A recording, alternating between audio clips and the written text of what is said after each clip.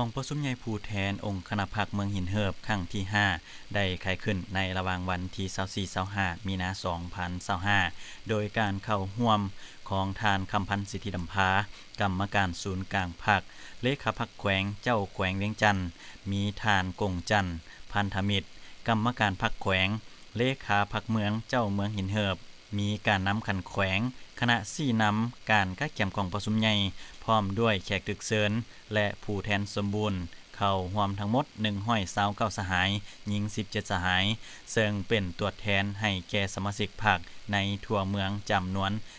1,542 สหายหญิง377สหาย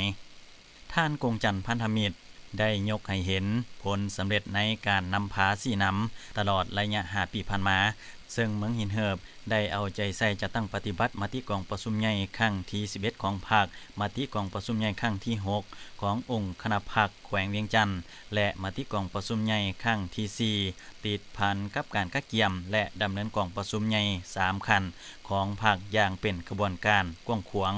เห็นว่าทั่วเมืองมีเสถียรภาพทางการเมืองอันหนักแน่นสังคมมีความสงบและความเป็นระเบียบเรียบร้อยโดยพื้นฐานเศรษฐกิจมีการพัฒนาด้วยบาทเก้าและทวงท่าใหม่ประชาชนบรรดาเผ่ามีความสามัคคีปองดองเป็นปึกแผ่นทั้งมีความเชื่อมั่นต่อการนำพาของพรรคการคุ้มครองรัฐตามทิศสร้างรัฐแห่งกฎหมายเทื่อละก้าวเสริมขยายสิทธิเป็นเจ้าของประชาชนโดยประชาชนและเพื่อประชาชนทันแถวสมาชิกภาคพนักงานได้รับการยกระดับบำรุงก่อสร้างในขบวนการเวียกงานตัวจริงฐานะบทบาทและอิทธิพลขององค์คณะพรรคเมืองได้รับการเชิดชูสูงขึ้นสามารถนำพาเมืองหินเหิบพัฒนาไปสู่จุดหมายที่วางไว้สหายเลขาพรรคเมืองกล่าวอีกว่า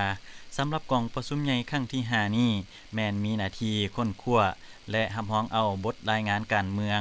ขององค์คณะพรรคเมืองและแผนพัฒนาเศรษฐกิจสังคม5ปีครั้งที่5ปี2025ปี2029พร้อมกันนั้นก็จะได้เลือกตั้งเอาบุคลากรคณะนำสูงสุดขั้นเมืองเพื่อสืบต่อนำพาจัดตั้งปฏิบัติ2หน้าที่ยุทธศาสตร์ให้ก้าวขึ้นอย่างต่อเนื่องนักแน่นไปสู่จุดหมายที่วางไว้พร้อมนี้สหายยังได้เรียกร้องมายังผู้แทนทุกสหายจงเสิร์ชสู่ความเป็นเจ้าการและความรับผิดชอบสูงสมสติปัญญาในการค้นคว้าตกลงปัญหาสำคัญให้เลิกเสิ่งถูกต้องเฮ็ดให้กองประชุมใหญ่ครั้งนี้ดำเนินไปตามบาทเก้าขั้นตอน